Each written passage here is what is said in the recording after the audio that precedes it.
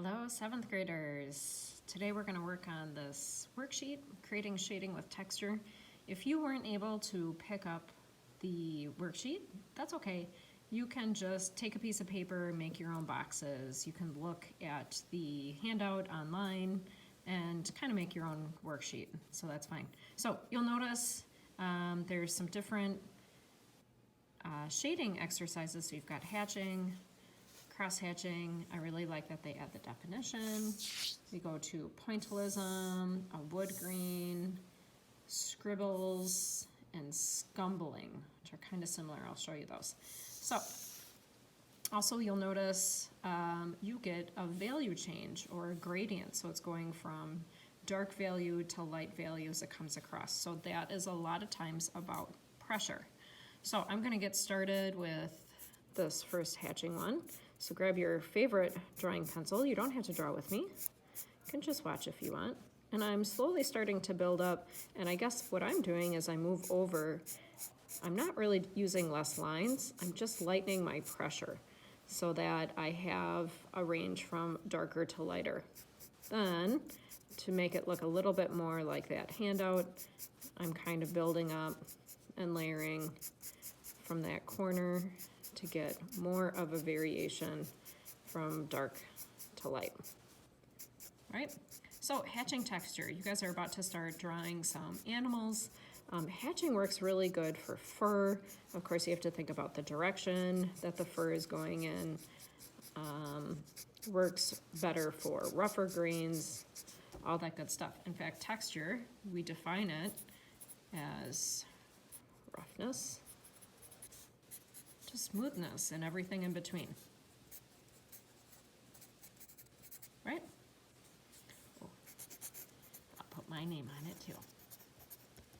Hope everyone's doing well, staying at home doing their artwork. I hope the artwork is a good outlet for you. I'll show you cross-hatching. So cross-hatching, now we're doing the same ideas as hatching. Again, I'm gonna lighten my pressure as I go this way. That takes some time to learn how to push and then lighten. I think from a young age, you're always kind of really pushing and squeezing the life out of your pencil, so you have to relax your hand a little bit to do that.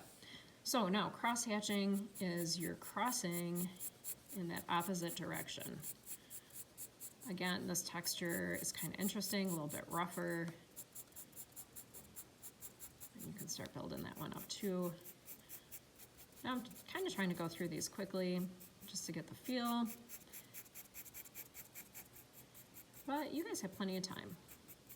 Play around with these. And in fact, on the back of your sheet, I have some additional scales. So if you want to practice more, you can go to the back side. You don't have to do it.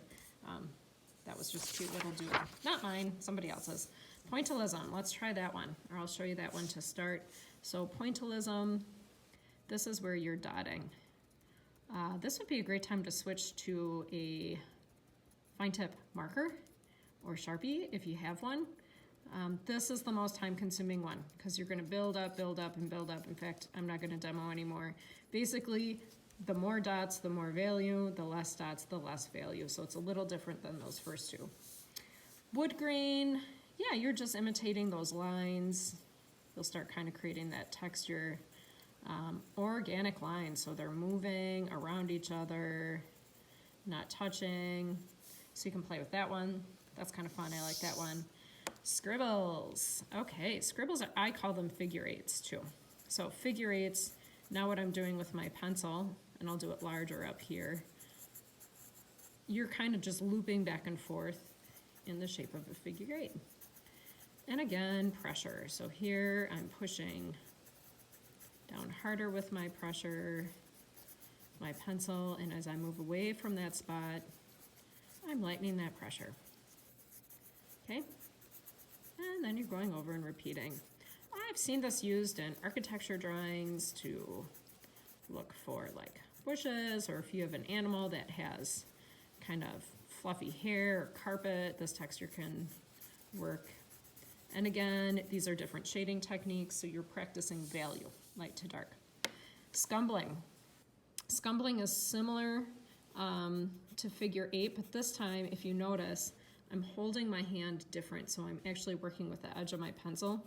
This one would be difficult to do if you have a mechanical pencil, which I love drawing with mechanical pencils. I love the control. I love that I don't have to stop and sharpen. But for some shading techniques, you do need a good old traditional one. You can still work on point, but you're kind of just being a little more random with it. Okay, so those are the shading and textures to be practicing for today.